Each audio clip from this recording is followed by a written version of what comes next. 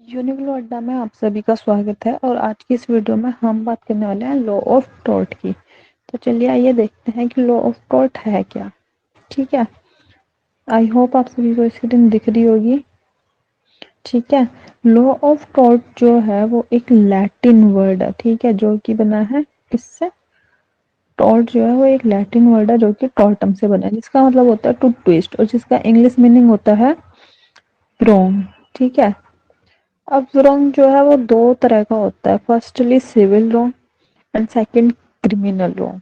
ठीक है, civil wrong जो है उसमें आता है कॉन्ट्रैक्ट और ट्रस्ट, और क्रिमिनल रॉन्ग में आता है आपका आईपीसी, सीआरपीसी एटसेट्रा। ठीक है, अब यहाँ पे क्वेश्चन आता है कि व्हाट इज टोर्ट, एक्चुअली में टोर्ट है क्या। तो tort is a civil wrong but all civil wrong are not tort. ठीक है, मतलब जितने भी टोर्ट होते हैं वो सिविल रॉन्ग होते हैं, लेकिन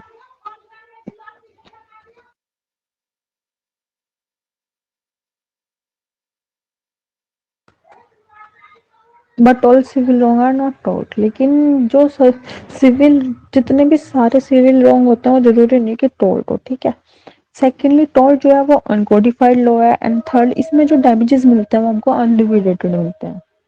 और टोर्ट हमेशा राइट इन रेम होता है, राइट इन रेम का मतलब होता है right against the whole earth. ठीक है,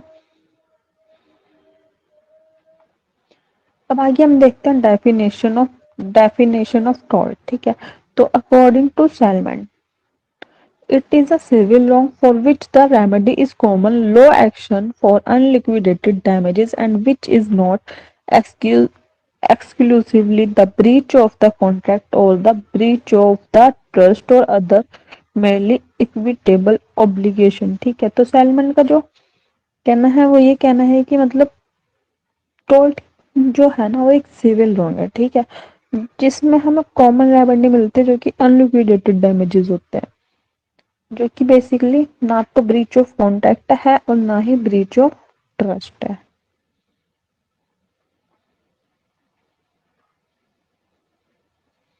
नेक्स्ट डेफिनेशन हम देखते हैं विनफील्ड की।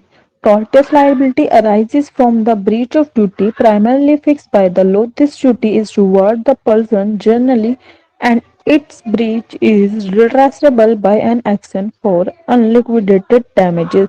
ठीक है, तो इसमें जो विनफील्ड है वो कहते हैं कि टोर्ट में टोर्टस लाइबिलिटी अराइज होती है जो कि ब्रीच ऑफ ड्यूटी होती है, जो कि लॉ के द्वारा फिक्स होती है, और इसके लिए हमें अनलिक्विडेटेड डैमेजेस मिलते हैं। नेक्स्ट हम देखते हैं इसेंशियल ऑफ टोर्ट, टोर्ट के क्या इसेंशियल है। तो टोर्ट में सबसे पहले इसेंशियल है wrongful एक्ट और ओमिशन, मतलब एक wrongful एक्ट होना चाहिए, ठीक है, या ओमिशन होना चाहिए। सेकंड है infringement of legal right of another person, मतलब सेकंड पर्सन का जो लीगल राइट है ना वो इन्फ्रिंज होना चाहिए। एंड थर्ड लीगल रेमेडी, जिसके लिए हमें लीगल रेमेडी मिलेगी। नेक्स्ट हम देखते हैं दो मैगजीन पे हम बात करेंगे। फर्स्ट है इंजूरियस एंड डैमनम, मतलब इंजरी विदाउट डैमेज, जिसका कि एक केस हुआ है एसबे वर्सेस वाइट। इसमें इस इंजूरियस एंड डैमनम से मतलब सिंपली ये है कि इंजरी विदाउट डैमेज, इसमें हमें इंजरी हो रही है लेकिन कोई नुकसान नहीं हो रहा है। फॉर एग्जाम्पल जैसे कि एसबी वर्सेस वाइट केस, इसमें एक होता है एक कैंडिडेट वोट देने जाना होता है उसको, है ना, तो पोलिंग बूथ पे जो वहाँ पे ऑफिसर्स होता है उसको वोट देने से रोक देते हैं, जिससे कि उसका लीगल राइट जो है वो इन्फ्रिंज हुआ। ठीक है, हालांकि वो जिस बंदे को वोट देना चाहता था वही जीतता है, लेकिन फिर भी उसका राइट तो इन्फ्रिंज हुआ ना, लेकिन उसे कोई डैमेज नहीं हुआ। तो यही है injuria sine damnum, injury without damage.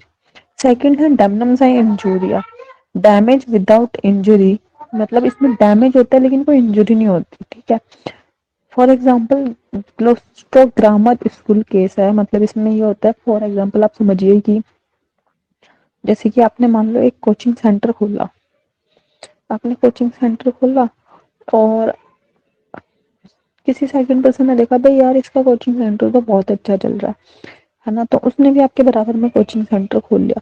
और उसने जो फीस है ना आपसे कम रखी, जिसकी वजह से आपके स्टूडेंट आपका कोचिंग छोड़ के उधर जाने लगे। तो इसमें आपको डैमेज हो रहा है, लेकिन आपको कोई इंजरी नहीं हुई है। ठीक है, टॉर्ट को सिंपली समझते हैं। टॉर्ट क्या है, तो उसमें एक wrongful एक्ट होता है जिसमें हमें लीगल डैमेज मिलता है। ठीक है, तो हम देखते हैं कि what is difference between tort and torts. Tort जो है वो विनफिल और पॉलक द्वारा दिया है ना। तो वो कहते हैं every civil wrong is a tort, मतलब जितने भी सिविल रॉन्ग होते हैं वो टॉर्ट होते हैं। Winfield criticize Salmond theory as pigeon hole theory. Winfield ना सैलमन की थ्योरी जो है पिजन हॉल थ्योरी, उसका क्रिटिसाइज करते हैं। सैलमन की जो पिजन हॉल थ्योरी है वो है, मतलब सैलमन कहते हैं कि मतलब टॉड जो है ना वो एक पिजन हॉल थ्योरी की तरह, उन्होंने ना टॉड को खानों में बांट दिया है। ठीक है, जैसे ये डिफामेशन हो गया, ये नेग्लिजेंस, ये टॉर्ट, ये नर्वस हो, है ना, इस तरीके से उन्होंने बांध दिया। तो ये एकदम पिजन हॉल की तरह दिख रहा है ना, इसलिए।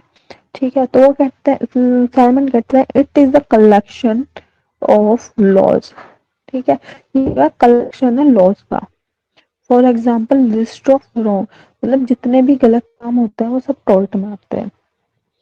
अब आप टॉर्ट और टॉर्ट में कैसे डिफरेंस समझेंगे। जो टॉर्ट में ये एस रिप्रेजेंट कर रहा है ना, ये याद रखना सैलमन को रिप्रेजेंट कर रहा है। ओके,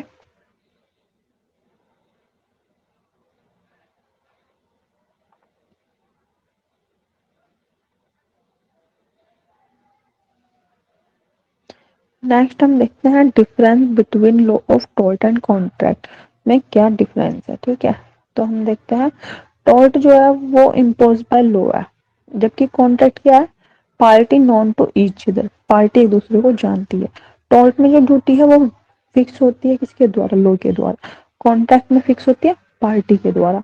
टॉर्ट में हमें अनलिक्विडेटेड डैमेजेस मिलते हैं और कॉन्ट्रैक्ट, जबकि हमें कॉन्ट्रैक्ट में लिक्विडेटेड डैमेजेस मिलते हैं।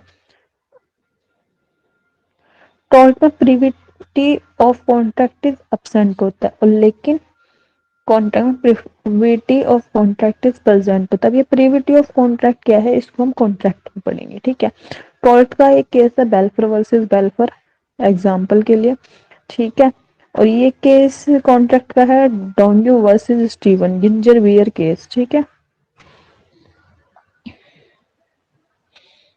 नेक्स्ट हम डिफरेंस देखते हैं, difference between law of tort and crime.